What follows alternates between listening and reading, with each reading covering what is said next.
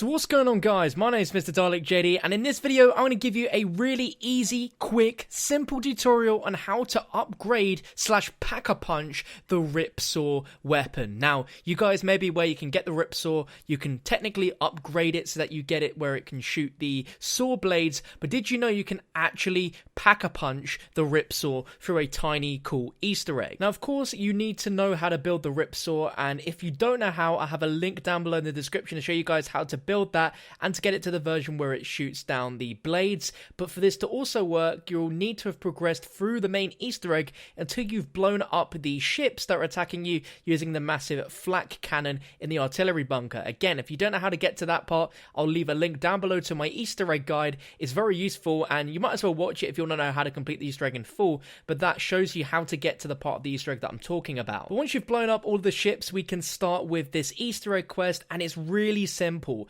There's just going to be these 6 enigma parts around the map that we're going to need to use, as each of them will have a dial which will show us a number or a symbol being plus or minus. And I also advise you to buy the Lee Enfield sniper rifle near double tap, just because some of these are going to involve you needing a sniper. So the first spot we're going to go to is under these floorboards in this courtyard section of the map, and as you can see, this number is a 5. This is the third numerical number in our order, so just write these down as you go along in your game. They're going to be different, of course, but in my game, that number 5 was the third number in the sequence, so I just wrote that down as 5 being the third one. This next spot we're going to go to is where everyone sees Dr. Straub, and you're going to see this one out in the distance, and you're going to need to have that sniper rifle, otherwise you're not going to see it. Now, in my game, that was the second to last number, which was a 2, so I know that on the second part of the cannon, this number's going to start with a 2, so just noted that one down. This next location is going to be by the power switch. You're going to need to prone, and it's going to be in this window here.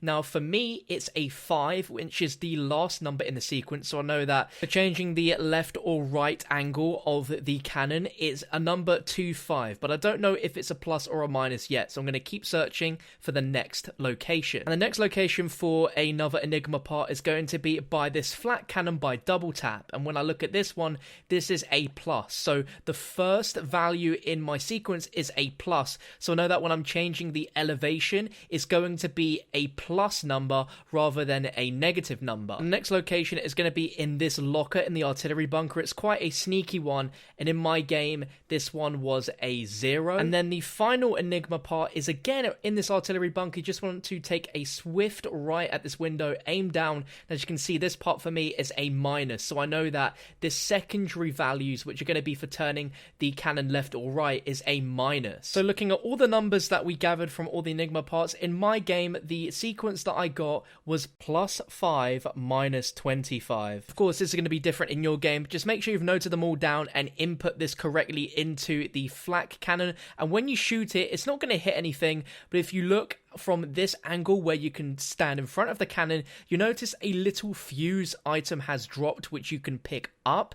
You then want to just simply get your RIPSAW out and go up to the pack-a-punch machine and hold square, and it will now pop this little item in the machine and allow you to pack-a-punch it for 5,000 points to become the RIP saw, which is really awesome. Finally, a wonder weapon which actually can be pack-a-punchable by putting into the machine. It's awesome. Now, if this thing upgraded, you get 38 shots of the disc in this rather than the traditional 17, which is awesome, and I believe it does a little bit more melee damage. And I mean, if you can do this during a game, you might as well, because this thing can really save your life at certain parts, as the discs are a lot stronger. They can kill more zombies consecutively without it like flying off and losing its power, and overall it's a really nice little Easter egg. Let me know what you thought of this down below in the comment section, and also consider dropping a thumbs up if you enjoyed this video, found it informative, and you've made it all the way to the end. There's a playlist link down below in the description where I've got a ton of other videos on the Darker Shore, including other Easter egg videos, including my main Easter egg guide, which is linked down below. Definitely check that out and give it some love. There's a DLC code giveaway on that video as well, so be sure to check that out. And earlier today I uploaded a video of all the secret radios inside of the Darker Shore and all of their locations as well. But thank you for watching, have a great rest of your day, and I'll catch you sometime soon.